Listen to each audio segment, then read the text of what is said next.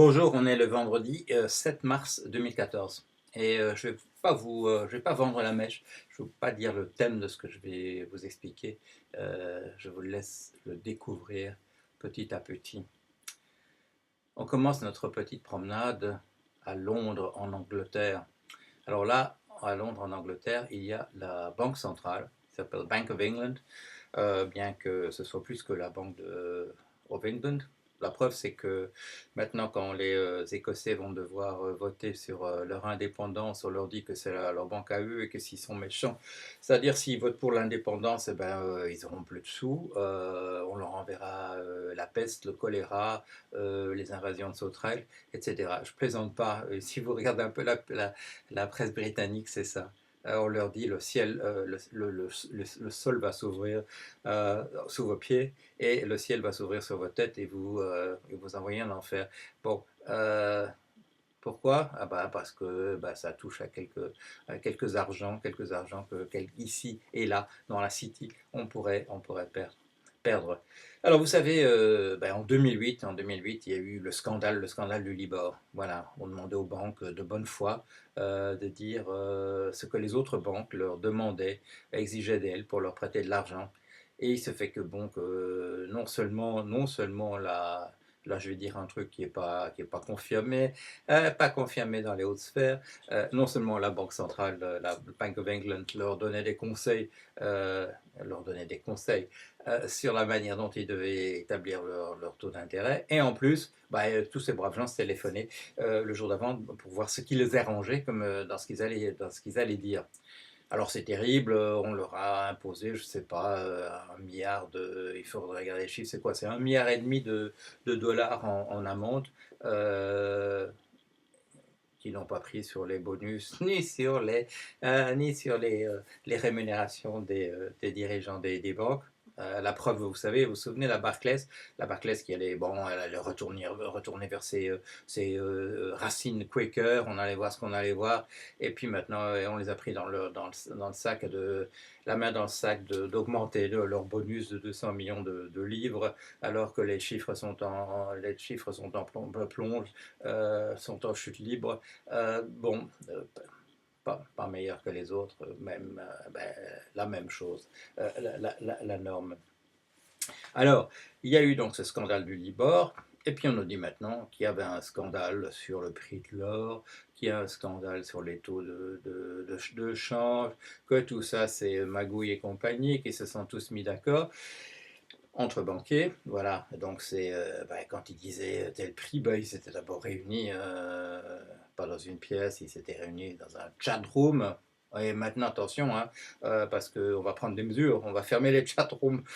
Voilà, vous voyez, hein, la finance, on la met au pas, hein, on va fermer les chat rooms. Euh, et alors ce qui se passe, c'est que là il y en a un qui a vendu la mèche, qui a dit mais dans ces discussions qu'on avait sur où mettre le taux, il y avait un gars de la Banque d'Angleterre aussi. Euh, alors c'est hier, on a arrêté un gars, non ça on l'a pas arrêté, mais il y a quelqu'un qui était mis à pied là, à la Banque d'Angleterre.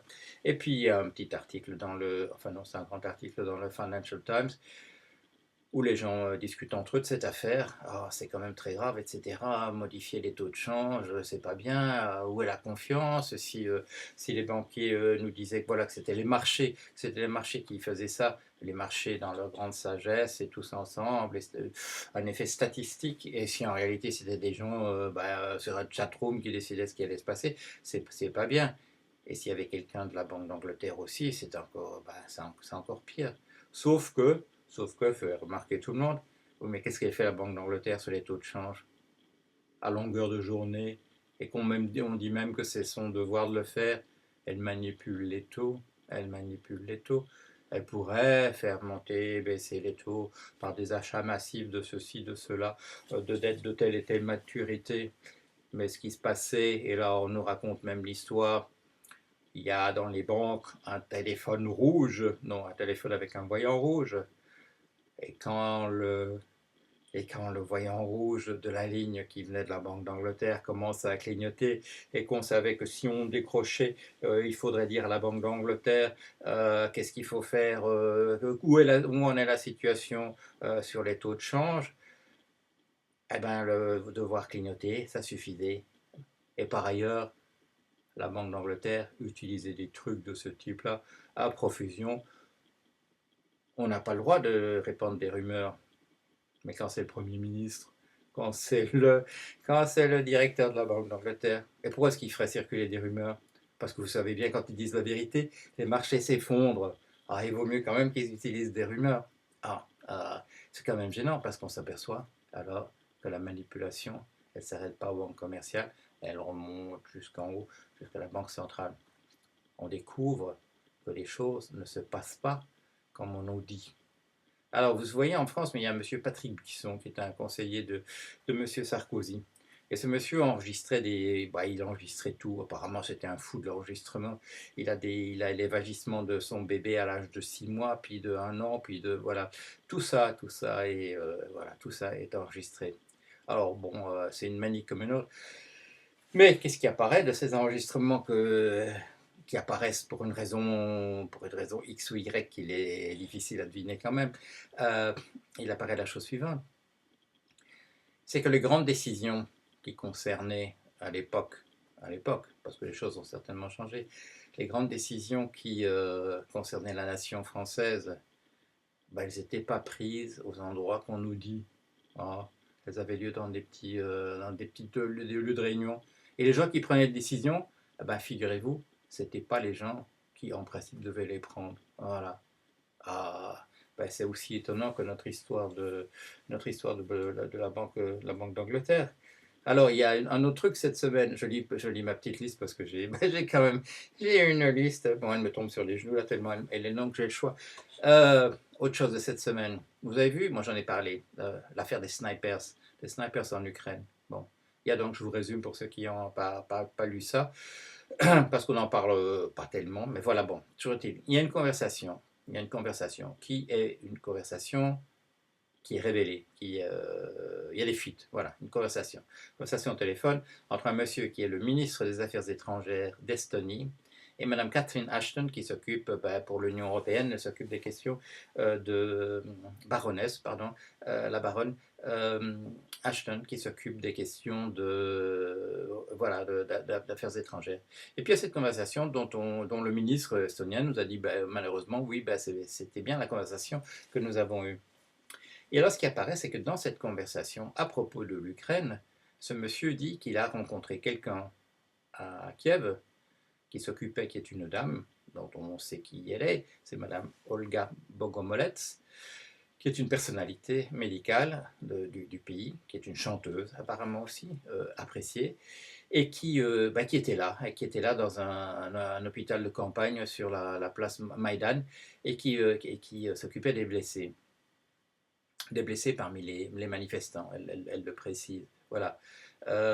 Enfin, bon, je raconte toute l'histoire d'abord. Le ministre dit, vous savez ce que j'ai appris là-bas, c'est que les snipers, les tireurs isolés, qui tiraient sur la foule, eh ben, ils tiraient sur les deux camps. Voilà. Ils tiraient sur les manifestants, mais c'est eux aussi qui tiraient sur les soldats. Donc il y avait une troisième, third party, il y avait un tiers là-dedans, qui tirait sur tout le monde pour, probablement pour attiser la colère des uns et des autres. Voilà, donc c'était un petit peu artificiel. Alors après on nous dit, qu'est-ce qu'on nous dit? On nous dit que qui est-ce qui a fait diffuser cette vidéo? Hein, à qui profite le crime de raconter cette histoire? Probablement à ceux qui sont partisans de l'Ancien Régime ou aux Russes. Voilà. Et donc, on trouve un peu plus tard, dans le Daily Telegraph, un monsieur qui nous dit qu'il est correspondant du Daily Telegraph à Kiev et qu'il est allé trouver tout de suite Madame Bogomolets et qu'elle dit que c'est pas ça qu'elle a dit. Elle a pas dit ça. Elle a pas dit ça. Elle a dit qu'il y avait effectivement des gens qui tiraient, mais elle a pas dit que c'était les mêmes qui tiraient sur les deux camps. Bon, on croit ce qu'on veut, voilà. Est-ce qu'on a dit à Madame Bogomolets ensuite que c'était pas une bonne chose d'avoir dit ça et que si on lui repose la question, il faudrait peut-être qu'elle présente les choses un petit peu autrement. En tout cas, le ministre estonien, lui, il n'est pas revenu sur ses propos. Il a dit que la conversation, c'était, oui, c'était la conversation. Il n'approuvait pas le fait qu'elle était diffusée, mais enfin, c'était bien comme ça que les choses s'étaient passées. Alors, autre truc, là aussi, j'ai consacré un petit billet. Un mécène, je réfléchis un peu à la manière de présenter ces choses, un mécène américain, quelqu'un de très riche qui a gagné de l'argent en lançant une compagnie à succès qui réussit, comme eBay. Voilà, c'est un monsieur, c'est un philanthrope si vous voulez, c'est un mécène aussi. Et il a décidé qu'il allait soutenir les journalistes indépendants, ceux qui n'arrivent plus à faire du bon travail d'investigation. Et il les recrute. Il fait le tour du monde. Pour le moment, c'est surtout des anglophones. Et il va recruter les meilleurs. Et il va faire voilà, un truc qui s'appelle First Look. Et qui sera l'origine de certains organes de presse sur le net essentiellement. L'un s'appelle Intercept. Il y en a d'autres qui ont déjà d'autres noms. Et voilà, vous savez, monsieur Greenwald, c'est le monsieur qui diffuse ce que Snowden a trouvé. Eh bien, ce monsieur Greenwald, il a été recruté. Et il y a d'autres vedettes, il y a monsieur Scahill, il y a monsieur Matt Taibbi qui a fait dans Rolling Stone Magazine, qui a fait tous ces articles très intéressants où il démontait le monde de la finance. Et bien, tous ces gens-là, voilà, se trouvent là. On va avoir non seulement des organes de presse indépendants en ligne, mais il y a de l'argent, il y a 50 millions de dollars qui sont à la disposition de cette entreprise de First Look.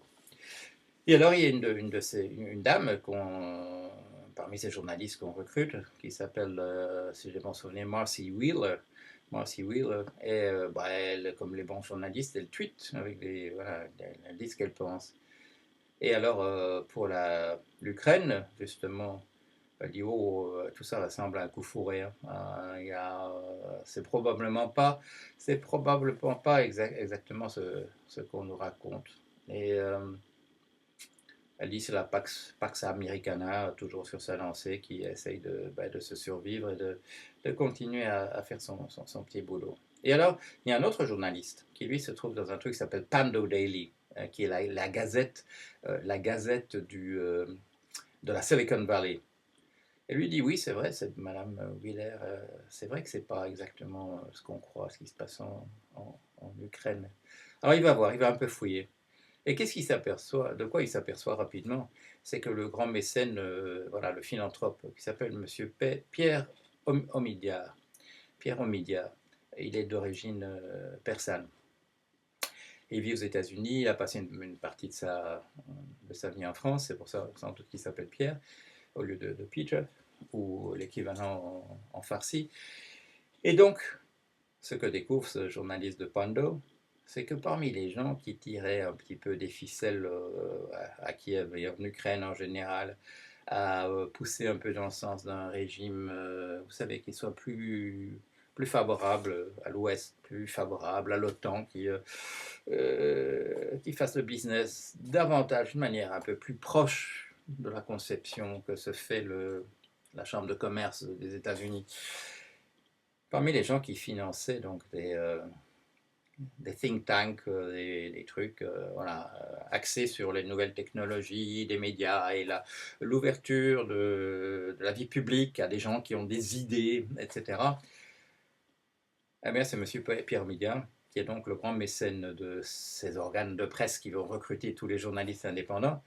Ben, il était là. Il était là. Et quand le USAID, donc l'organisme voilà, d'aide à l'étranger des États-Unis, créait une de ces ONG, on appelait ça des bonnes œuvres autrefois, créait une de ces ONG et que le gouvernement américain mettait 60% de la monnaie, bien, M. Omidyar, lui, mettait les 40% qui manquaient.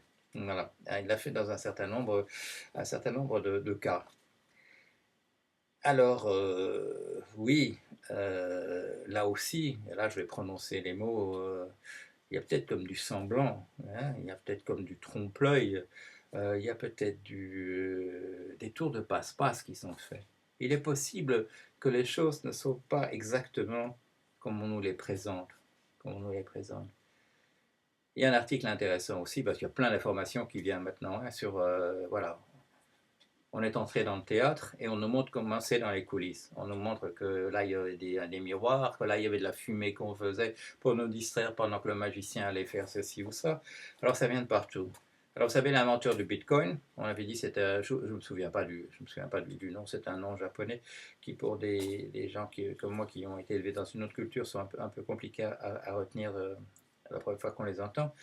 On le disait, c'est un monsieur dont le nom est à consonance japonaise qui a inventé le Bitcoin. Et puis, voilà, Newsweek, il y a des magazines, voilà, il y a des magazines qui renaissent dans l'effondrement généralisé et des quotidiens et des magazines. Il y a quelqu'un qui, dans ce magazine Newsweek, qui a trouvé ce monsieur, l'inventeur du Bitcoin. Et en fait, son nom, ah bah, c'est le nom qu'on avait dit. Il est d'origine japonaise, au moins partiellement, et c'est bien lui. On n'apprend rien de lui parce qu'il refuse de parler, mais il a des frères, des sœurs, des gens qu'il connaisse, et voilà, les langues se délient, et on arrive à faire quand même un bon article d'explication. Et alors ce monsieur, on, avant d'aller plus loin, moi je me demande toujours, les libertariens, bon, Ayn Rand, von Hayek, von Mises, Murray Rothbard, Milton Friedman, c'est vraiment pas ma tasse de thé. C'est des gens qui recréent un néo-féodalisme, une néo-aristocratie, de l'argent. Et ces gens, c'est pas ma tasse de thé, je les appelle le fascisme en col blanc. C'est pas, à mon avis, c'est pas comme ça qu'il faut faire. En plus, le système est déjà cassé dans cette direction. 85 personnes qui gagnent autant que la moitié du reste de l'humanité, on ne peut pas faire fonctionner un système comme ça. Bon, même s'il y a des trucs dans ce qu'il raconte qu'on pourrait retenir, au moins pour une discussion de 10 minutes. Bon, euh, je me pose la question, pourquoi quand on m'invite quelque part, on me dit on aime bien écouter des gens comme vous, et la preuve c'est on invitait déjà, nom d'un grand libertarien signalé, etc. Pourquoi est-ce on me met dans le même sac que ces gens-là? Eh bien, vous allez comprendre. Vous allez comprendre, parce que je me suis posé la question. Hein. Bon, vous allez comprendre. Ce monsieur qui invente le Bitcoin, il a eu un jour des problèmes de carrière. Voilà, voilà. Et il s'est trouvé parfois dans la merde. Alors je dis ça avec un peu d'émotion parce que ça m'est arrivé aussi, figurez-vous. Et pas une fois sur 6 mois, ça m'est arrivé pour de longues périodes. Et on a pris sa maison. Et ça l'a fâché. Ça l'a fâché. Parce que quand il y a des choses comme ça détruit des familles aussi. Hein, ça détruit des familles.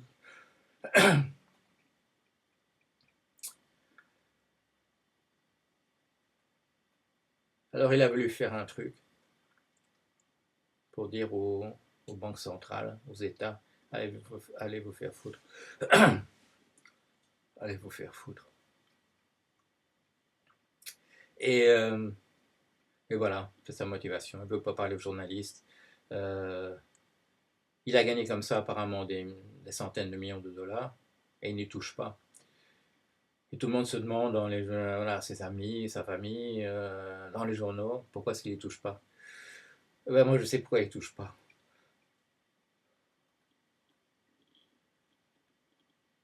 Parce qu'il s'en fout de l'argent. Il s'en fout, il n'a rien à foutre. On dit oui, mais pourtant il en a bien besoin, et sa famille aussi, de faire un peu d'argent. Oui, mais ce qui comptait, c'était pas ça. C'était pas ça. Et je vais terminer, hein. Je vais terminer.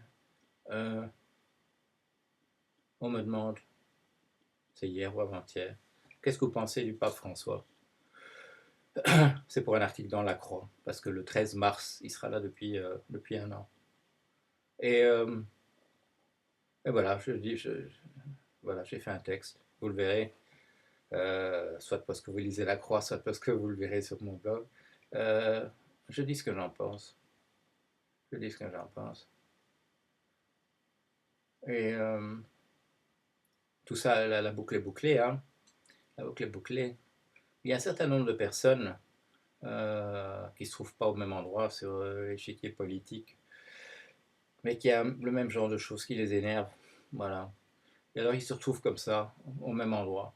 La raison pour laquelle ils sont venus là, c'est différent. Euh, mais ça fait, comme on dit, des alliances de circonstances, c'est-à-dire des gens qui pensent la même chose, de tout ce trompe-l'œil, de tout ce semblant, de tous ces tours de passe-passe, de tout ce système dont on nous dit qu'il est très important à son propos de faire revenir la confiance, mais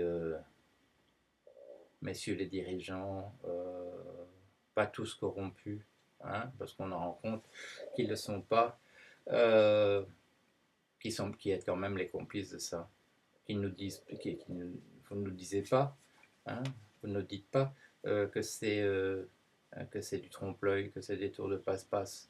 Il faut qu'un drôle de zigoto, de zigomar fasse des enregistrements et que ça apparaisse en surface pour qu'on le voit. Il faut que les contradictions soient telles que quand on cherche des gens qui manipulent toute cette finance, on tombe finalement sur des gens qui sont dans des banques centrales. Il faut des accidents comme ça. Il faut un médecin qui est sur un champ de bataille et qui fait son métier pour faire des constatations sur ce qui se passe.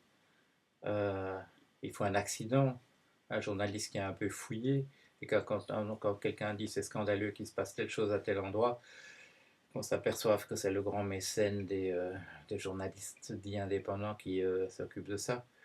Enfin voilà, c'est une vidéo un petit peu différente. Vous avez vu pourquoi. Hein, vous avez vu pourquoi. Parce que je me suis posé des questions qui dérangent, et qui me dérangent même moi. Euh, Mais voilà, j'ai fait une psychanalyse, je sais que ça arrive. Et plus ça dérange, plus on touche à quelque chose qui s'appelle la vérité. Et c'est peut-être pas mauvais d'en parler du tout non plus de la vérité, hein, dans les temps comme les nôtres. Euh, voilà, j'ai fait la préface de ce livre, attendez voir. Voilà, c'est un très bon livre, Jean-François Guéraud, Le nouveau capitalisme criminel. J'ai pas la moindre idée pourquoi il a appelé ça comme ça. Achetez le livre et vous découvrirez. Allez, à bientôt.